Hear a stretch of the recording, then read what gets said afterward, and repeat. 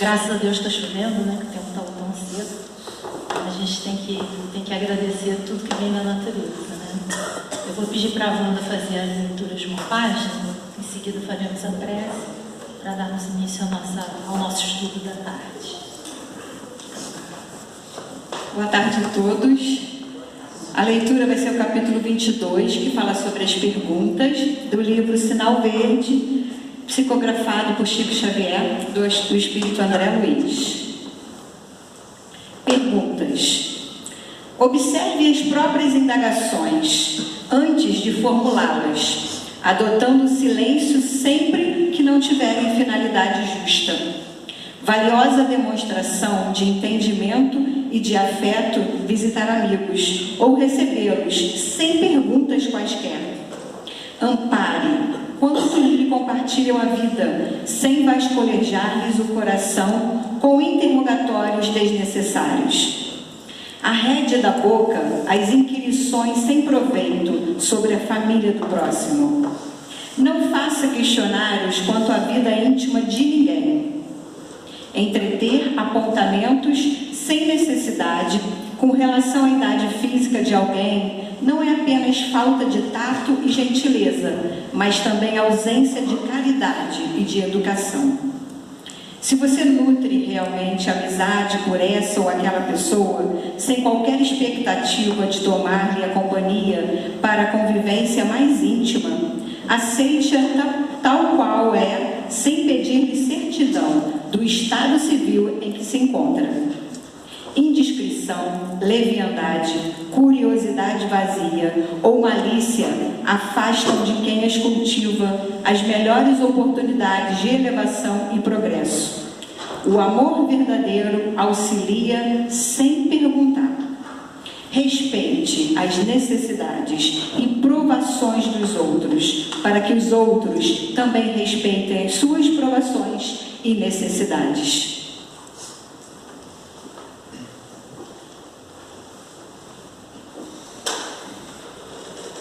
E assim, meus irmãos, aproveitando as boas vibrações trazidas pela leitura edificante, nos elevar nossos pensamentos, nos conectar à espiritualidade superior, a Jesus, nosso irmão maior, a Deus, nosso Pai amoroso, agradecendo pela oportunidade de estarmos aqui nessa tarde e conhecermos um pouquinho mais desse lindo legado que Jesus nos trouxe há mais de 2000 anos. Que tenhamos, Senhor, ouvidos de ouvir e olhos de ver. Que possamos nessa tarde, um estudo trazido pelo nosso irmão João, que possamos aprender um pouquinho mais. E principalmente que possamos, pelo menos, tentar colocar em prática todos os teus ensinamentos. Abençoe essa casa, abençoe os tarefeiros que aqui se encontram, abençoe os frequentadores e abençoe o nosso irmão João Marcelo, que fará uso da palavra. E assim, Jesus, mais uma vez te agradecemos e te pedimos para que fique conosco hoje e sempre, que assim seja. Então, eu vou passar a palavra para o João Marcelo. E hoje, o tema da palestra de hoje é Os 500 da Galileia, sobre a lição 29 do livro Boa Nova. Boa tarde. Bom, hoje nós vamos fazer diferente. Algumas pessoas já estão habituadas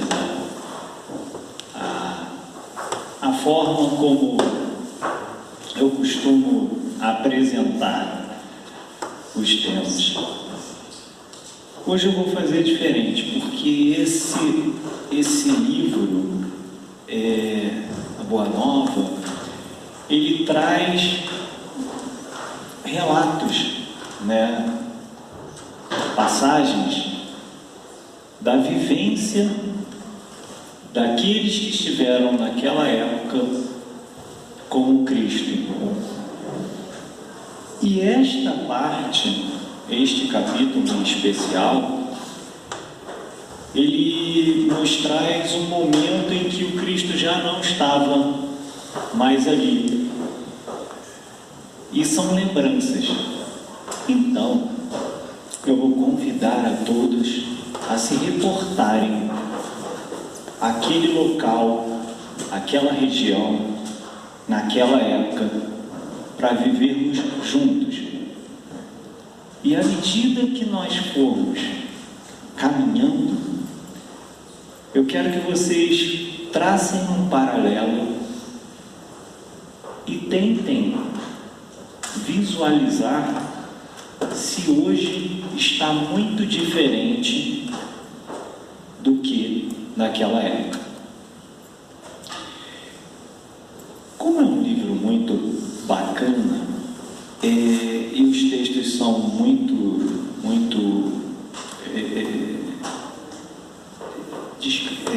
como é que eu vou dizer? São textos muito realistas, né? Explicativos, porque é uma narrativa das coisas que aconteciam na época.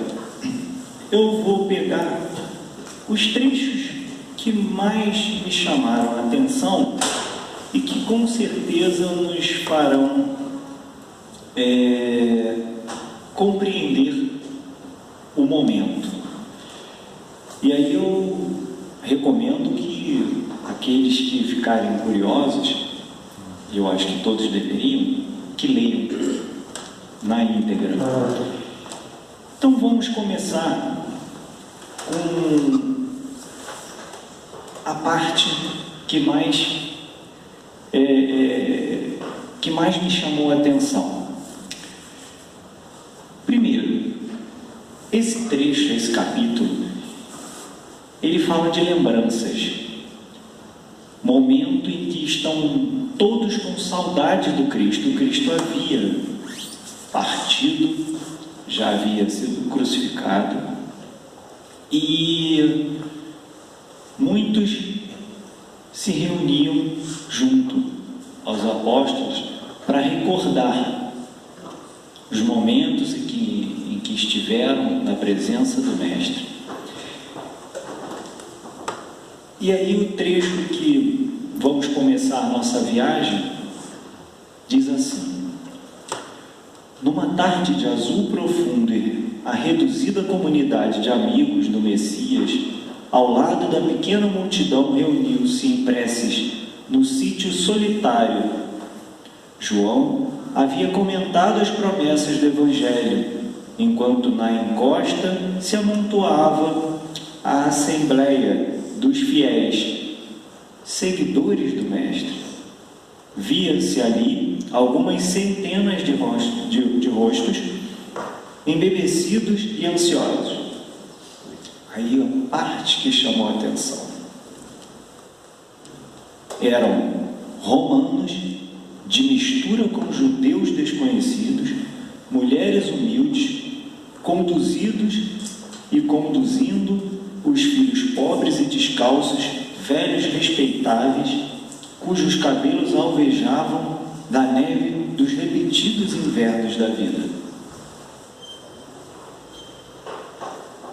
Vamos parar e pensar um pouco.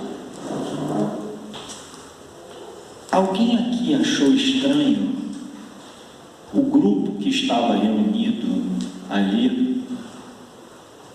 Alguém achou alguma coisa interessante nesse grupo? Vamos observar: romanos, judeus, mulheres humildes, filhos pobres e descalços, velhos respeitados, de cabelos já embranquecidos.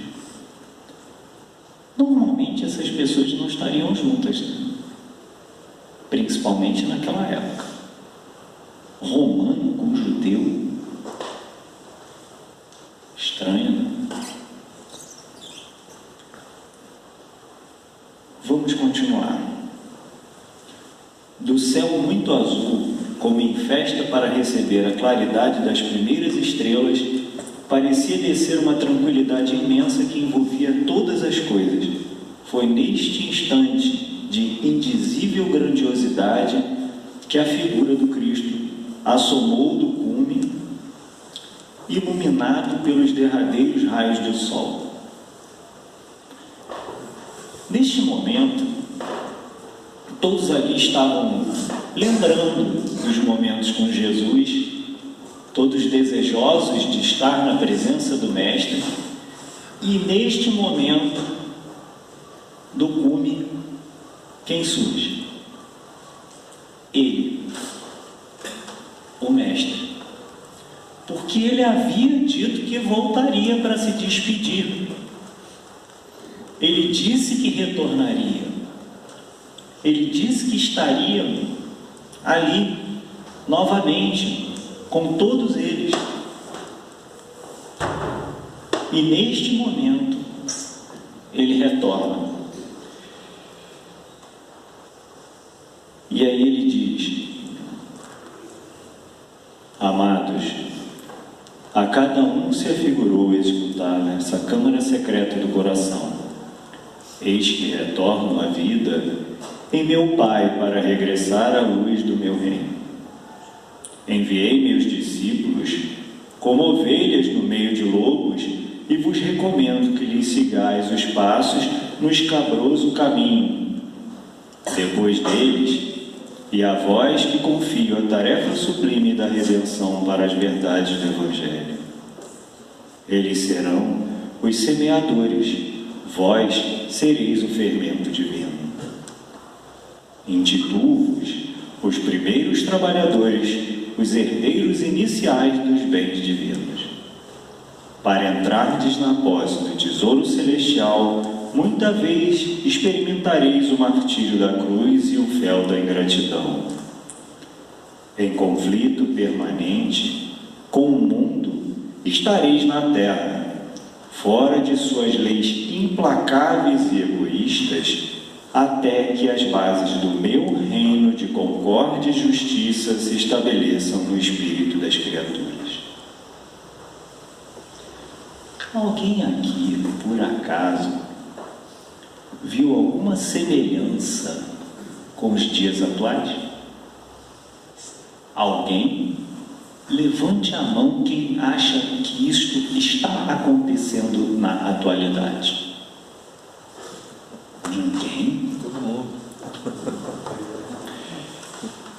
Vocês prestaram atenção no que eu acabei de ler? Para entrardes na posse do tesouro celestial, muita vez experimentareis o martírio da cruz e o fel da ingratidão. Alguém aqui já se sentiu nesta posição?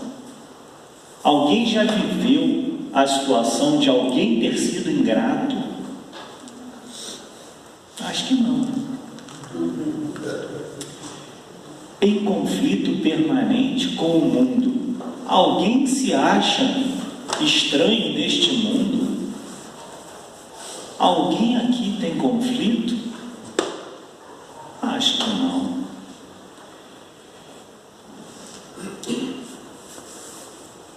Estareis na terra fora de suas leis implacáveis e egoístas. Alguém aqui acha que as leis do mundo, as leis dos homens, são implacáveis e egoístas? Acho que não. Alguém já se sentiu injustiçado aqui, achando que estava com a razão e, de repente, perdeu a causa por discutir com o outro? Alguém aqui se viu nesta situação? Alguém aqui, por acaso, ao caminhar pela rua, já viu algo que não concordou por achar que a sua visão era certa? Acho que não. Então eu acho que isso aqui, que foi dito lá atrás por Jesus, não faz o menor sentido nos dias atuais. Ou eu sou louco? Atualmente, a coisa que a gente mais discute é: nossa, o mundo está terrível. Será que o mundo está melhor? Será que a justiça está prevalecendo?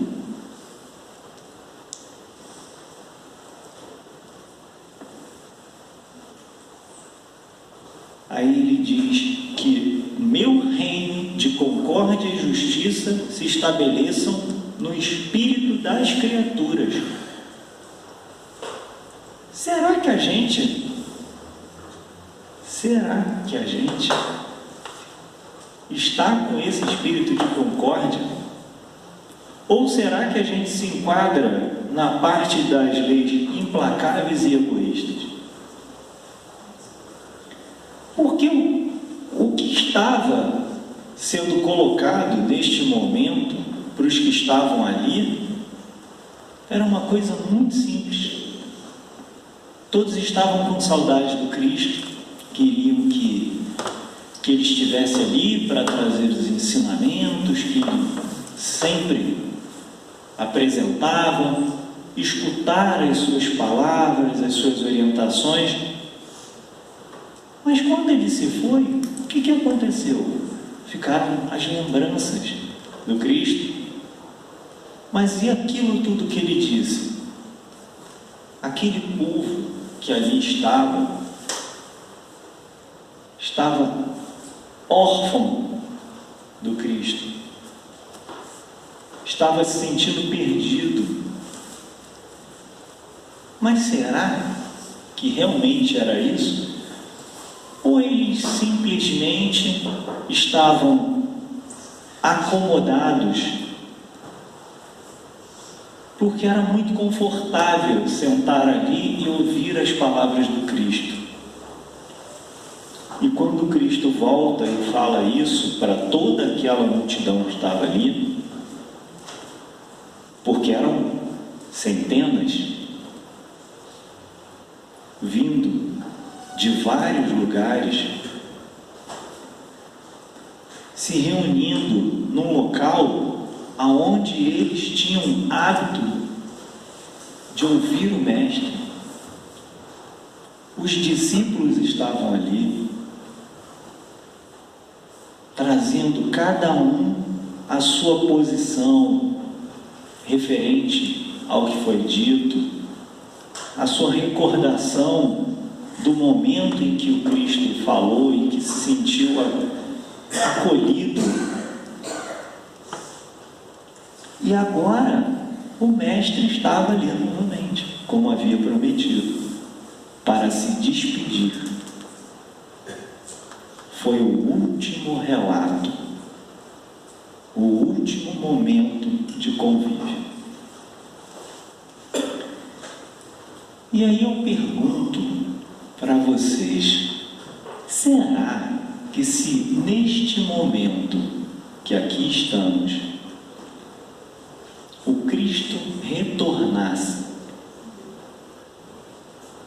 e dissesse tudo que já foi dito, a nossa postura seria diferente dos que estavam lá naquela época? Será que apenas gostaríamos de matar esta saudade, de ter a oportunidade de novamente estar com o Cristo, só por estar com o Cristo? Será que a gente não tem andado meio ocupado com situações do cotidiano, pensamentos da vida atual, e a gente não tem percebido que tudo aquilo que se passou e que a gente lê nas obras que são trazidas nas mensagens seja no Boa Nova, seja nos romances na época em que Cristo viveu, como livros que podemos citar, como 2000 anos, 50 anos depois, que são relatos né, da passagem de alguns personagens. Será que é isso que prende a gente àquela época? Ou será que a época que a gente está vivendo e que todo mundo só sabe dizer que, não, porque a Terra está em transformação, vamos passar de um mundo tal para um mundo tal e as coisas aparentemente não melhoram, mas aonde está escrito que tem que ser calmaria? Se o Cristo veio dizer que eu não vim trazer a paz que vocês imaginam, ele veio agitar as águas.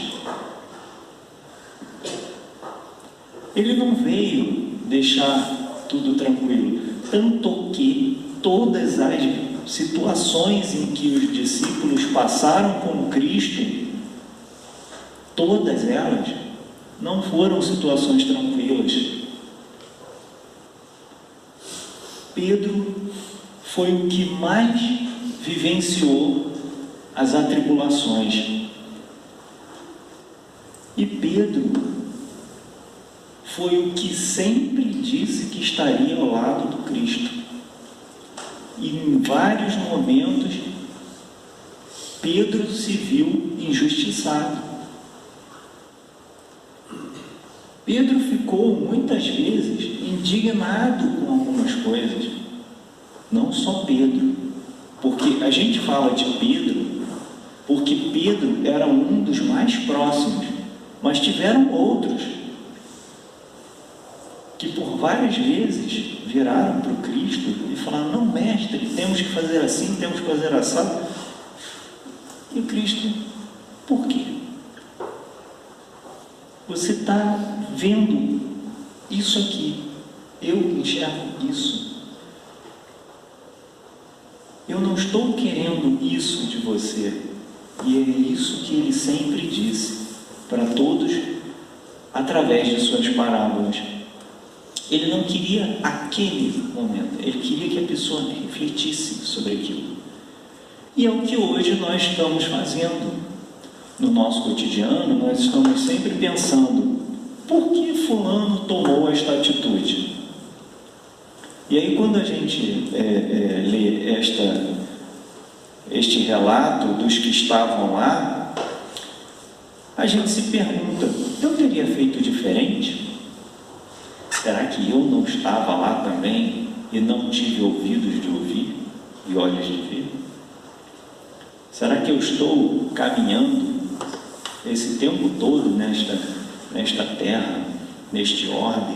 Já vivi várias e várias situações. Já fui o agressor, já fui o agredido, já fui o juiz. E eu tenho certeza que na maioria das vezes fomos os algozes. Porque se assim não fosse, o que estaríamos fazendo aqui? Não é? E aí, quando a gente escuta essas memórias que estão no relato deste capítulo, que por curiosidade vocês vão ver depois, a gente para verificar que nós temos saudade. A gente sente saudade de coisas boas, porque recordação de coisa ruim a gente dá outro nome. Aquilo que acalenta, aquilo que nos faz caminhar, aquilo que nos afaga, a gente diz: ai, que tempo bom. Não é verdade? Memória afetiva. Vamos para a memória afetiva.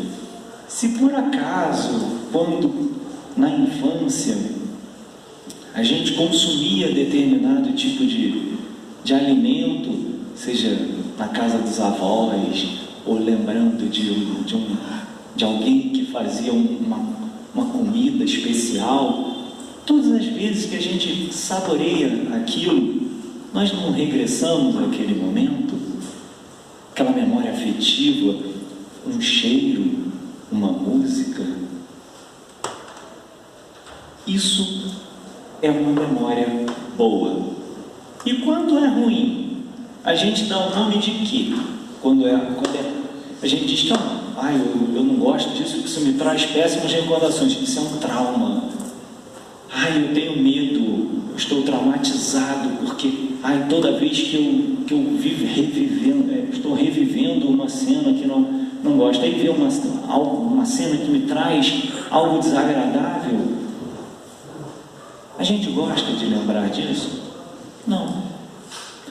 Então, por que toda vez que a gente lembra do Cristo, a gente lembra do Cristo preso, sofrendo?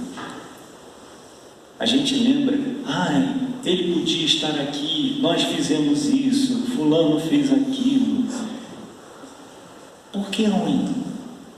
Por que a gente não tem essas lembranças que os apóstolos sempre buscaram reviver dos momentos bons com o Cristo?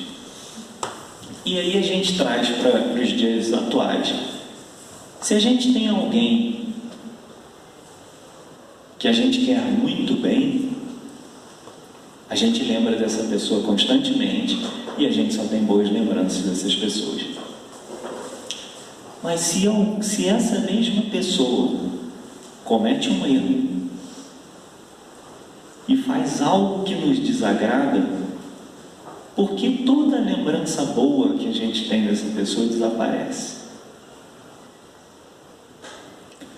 Será que nós não estamos sendo egoístas, como está aqui? As leis implacáveis e egoístas que nós tanto tentamos mudar e não conseguimos, e que o Cristo aqui diz, vocês vão passar por isso. Será que a gente está vivendo isso hoje? Será que tudo isso que a gente vê hoje, pessoas que estão deixando de vivenciar a realidade e que acham que a sua vida é virtual, porque rede social deveria ser para a gente apenas se relacionar, matar a saudade daqueles que estão mais distantes, e não para servir de arma, não para servir de instrumento para destruir o outro, para humilhar o outro. E é o que a gente vê. Vou dar um exemplo simples. Se você tem alguém, vamos aproveitar que estamos em ano olímpico, e vocês, por favor, se vocês não concordarem com o que eu vou dizer agora, se eu estiver mentindo, eu quero que vocês me digam. Você tem um atleta que não tem apoio nenhum, que ninguém nunca ouviu falar, que fez de tudo para estar lá, porque ele foi para representar o seu país. Ninguém conhecia, nunca viu na vida, nunca, nem sabia que existia. Foi lá, lutou, foi ganhando espaço, mas ainda estava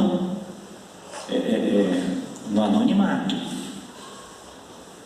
De repente chega na Olimpíada, vai passando e chega ao ponto máximo e ganha uma medalha de ouro. E aí é televisionado. Esta pessoa, até este momento, não tinha ninguém. A rede social, zero. Estava lá. Meia dúzia de gato pingado, ninguém conhecia. A partir deste momento, ganhou 3 milhões de seguidores Ai, você é maravilhosa, eu te amo, não sei. Não, você não conhecia a pessoa. Como é que ganhou 3 milhões da noite para o dia? E será que essa pessoa vai continuar sendo conhecida daqui para frente? Será que as pessoas vão lembrar dessa pessoa daqui para frente? Será que isso é real? Ou isso é transitório?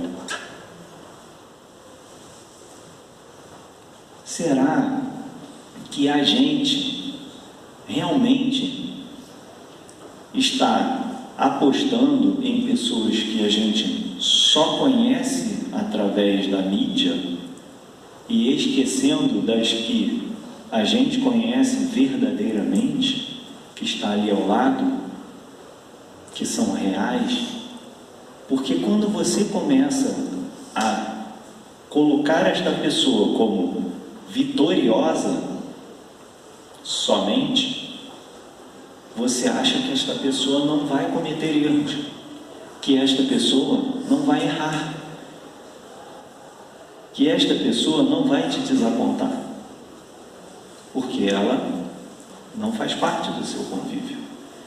Mas o real que está ali, que caminha lado a lado, esse sim, esse vai te decepcionar, vai cometer muitos erros.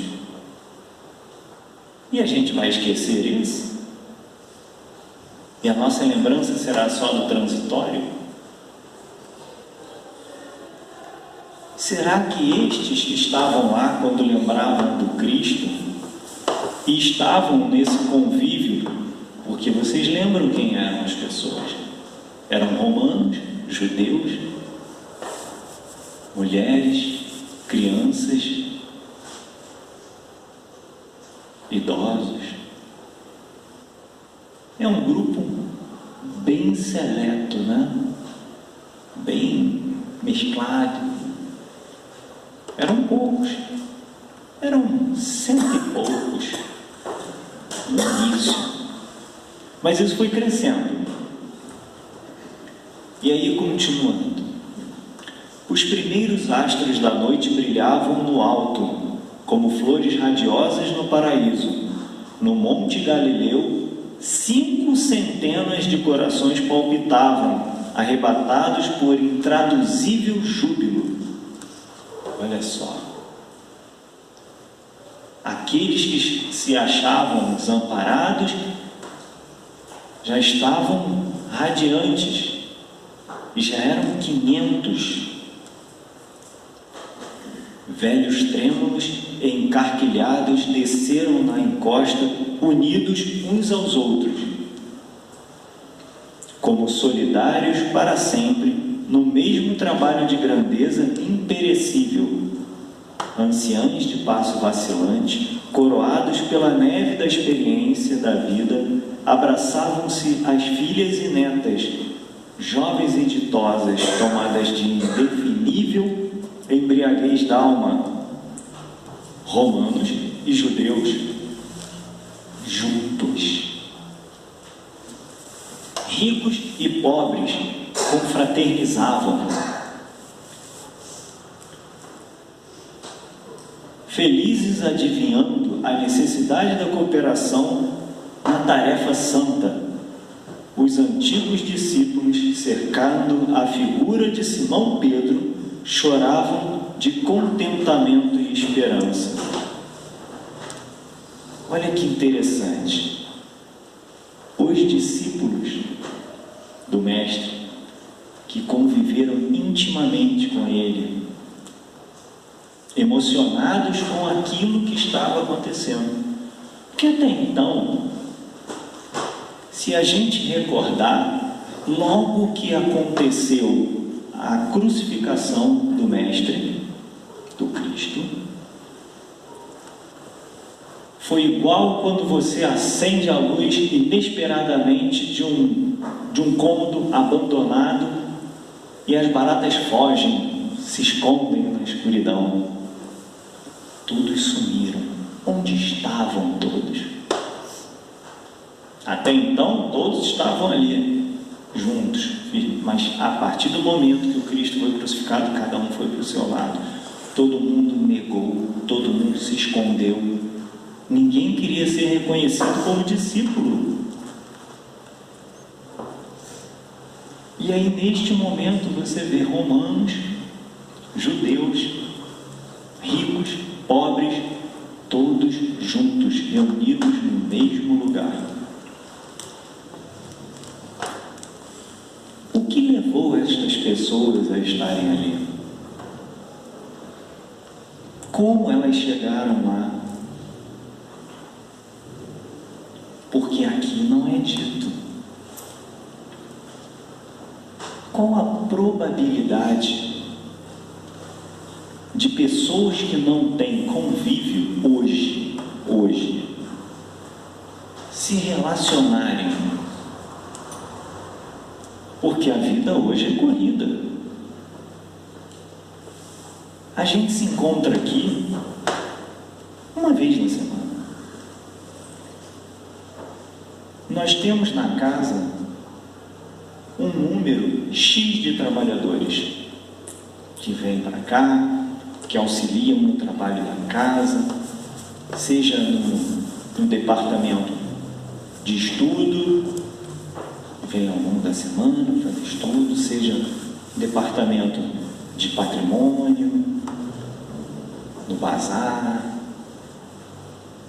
Mas se eu perguntar para essas pessoas que trabalham na casa, se elas conhecem e se relacionam com todos esses trabalhadores, que só os que trabalham na casa,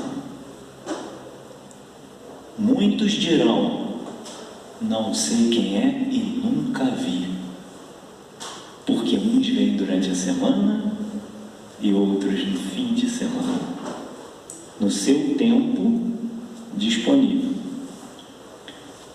E talvez estas mesmas pessoas se cruzem pela cidade, passem uma pelas outras sem se notar.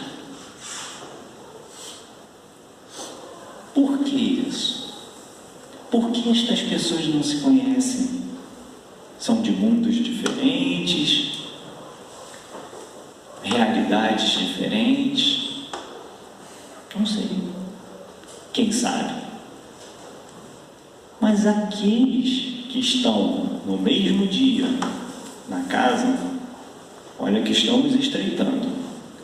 Eu peguei a semana, todos os trabalhadores da casa.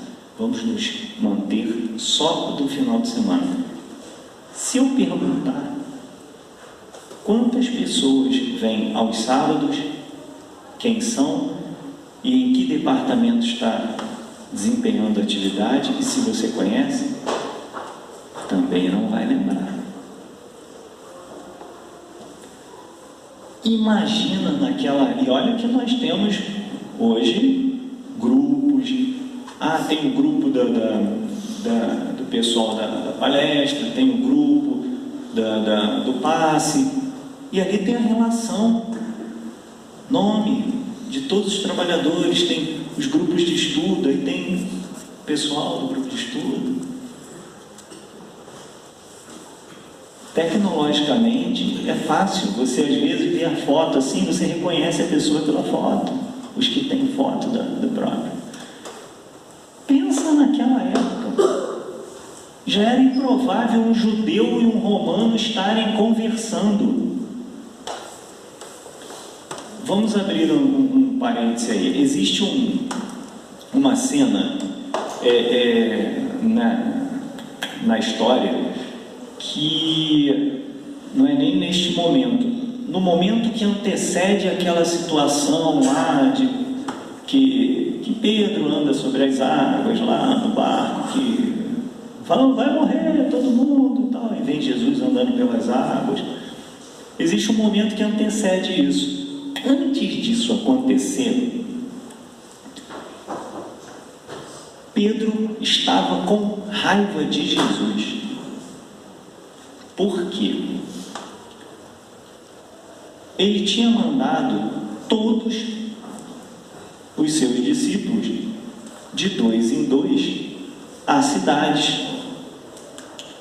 E Pedro não foi porque tinha brigado com Jesus, estava de birra, se isolou.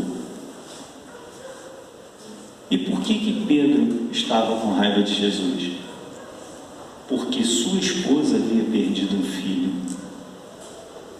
E ele culpava o fato dele não estar com ela neste momento, culpava Jesus.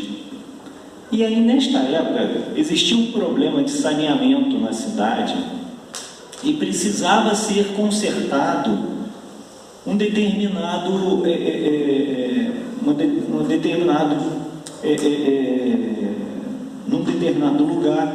um encanamento ali, na época por onde se passava a água que era de consumo na cidade. Estavam todos sem água ali, porque não podia, estava quebrado aquele poço. Tá? E Pedro, que todo mundo sabe era uma pessoa muito rude, uma pessoa de um temperamento muito forte. Pedro se isolou e ele precisava descarregar essa energia. O que ele fez? Foi parar lá numa cidade, no bairro da cidade, onde estava com problema esse sistema de água, e era onde residiam romanos. E aí ele estava ali isolado e tal, de repente chega ele vê um general romano que residia por ali e comentou com ele, eles se conheciam, que este soldado era um protetor de Mateus, e na época que Mateus era cobrador de impostos, então eles se conheciam e ele sempre ia lá para poder pagar, né, aquela história, pescava, tinha um tributo, ele tinha que ir lá, e era esse cara que estava lá sempre de guarda, né, quando ele ia pagar Mateus. E aí os dois conversando e tal, e este romano, ele também conhecia o mar, e ele viu que Pedro estava enraivecido e, por curiosidade, perguntou, e os dois começaram a conversar, porque eles tinham uma certa liberdade um com o outro, e ambos resolveram consertar o poço, consertaram junto, e Pedro descarregou toda a sua raiva e energia ali. E aí, neste momento, Pedro percebeu que não eram todos os romanos que eram ruins, que eram pessoas más. Existia ali uma regra, né, e um distanciamento por conta de ordens superiores.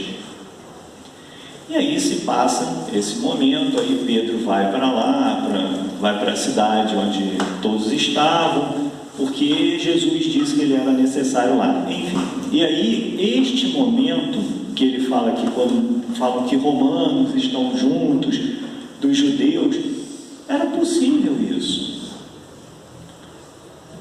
mas era uma questão social que impedia isso. Era uma regra, assim como não se podia falar com mulheres enfim, aquelas situações todas que a gente sabe que eram difíceis na época. E aí, quando isso acontece, que todos estão maravilhados com o que o Cristo disse, se a gente trouxer para os dias atuais, quantos de nós, no seu dia a dia, na correria do dia, às vezes entra num prédio, passa pela portaria, não fala e não enxerga o porteiro, a pessoa que está ali recolhendo o lixo, ou está varrendo o local, por conta do dia a dia. Não, eu sou